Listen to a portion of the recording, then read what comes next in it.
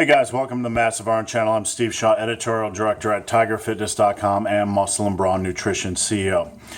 So I made a comment in a video a while back that progression is king. Progression is everything.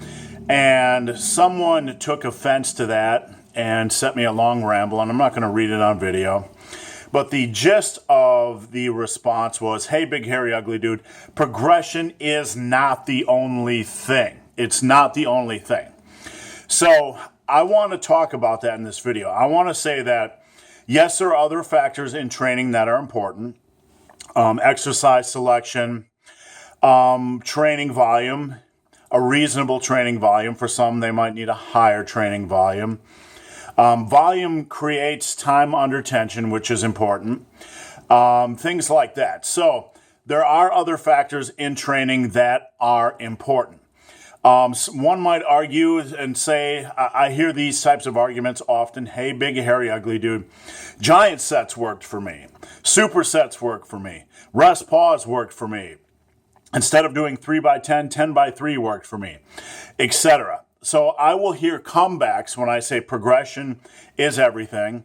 And guys will say, well, when I restricted time, that worked for me. When I added volume, that worked for me. When I added this, that, or the other thing, when I had supersets or drop sets or whatever, that worked for me. When I used so-and-so's program, that worked for me. Here's the thing. All those variables are finite. They'll all come back to progressive overload. Here's what I mean. If you are going to adjust the rest in between sets, if you're going to decrease it as a method to stress a muscle group or the human body, there's only so much you can decrease the rest in between sets. So if you're taking 2 minutes in between sets and you gradually reduce that to 10 or 15 seconds and create a rest pause training program, there's only so much time it's going to take you to decrease that rest in between sets.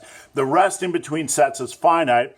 And when you get down to that minimal type of rest in between sets, 10 to 15 seconds, it all is going to come back to what? Progressive overload. That decrease in rest in between sets is only going to provide a limited stimulus to a muscle. After that, it all comes back to progressive overload. Same thing with drop sets. You might incorporate drop sets or supersets or whatever in your training program, and you might see a bump in muscle soreness, and you might say, hey, big, hairy, ugly dude, that is working well. Yes, but the body will acclimate to drop sets, supersets, or whatever the heck you're doing, and it will come back to progressive overload. You can, adding drop sets or supersets or whatever, will work for a short period of time, may work for a short period of time, but it'll all come back to progressive overload. You can't be using 50-pound dumbbell overhead presses and start supersetting them with bulldozer laterals or whatever and expect just to continue to use that same weight. Your body will adapt. Same thing with adding volume.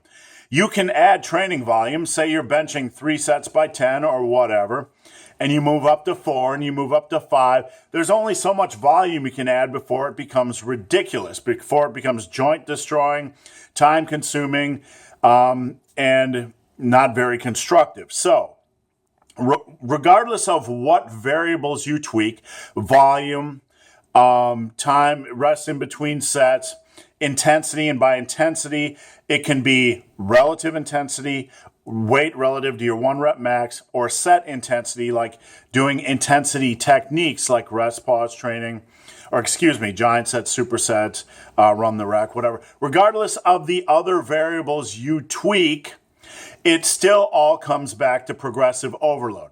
Now, that doesn't mean you need to train like a power lifter. That means that if you want to continue to stimulate a muscle over time, regardless of the method you're using, it will always come back to progressive overload or trying to do a little bit more than you did the last time you worked out. I have a system called the Rep Goal System.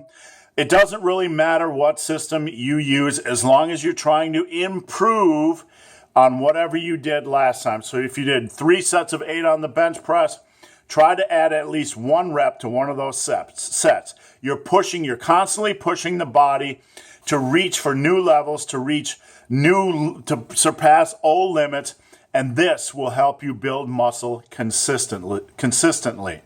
So for those of you that say progression isn't everything, yes it is. All the other variables matter, but they have a limited return on investment. You can tweak them, you can put your faith in them, but at the end of the day, you can only drop the rest in between sets so much, you can only superset so much, you can only add so much volume, you can only add you can only slow the eccentric portion down of a lift so much. After that short burst, that short change in your programming, you're still going to have to focus on progressive overload. So guys, hope this video has been of some help. If you have any questions or comments, drop them below. If you've made it this far in this video and have yet to subscribe to my channel, please do. I'd appreciate the support. So guys, as always, thanks for watching. Have a great day.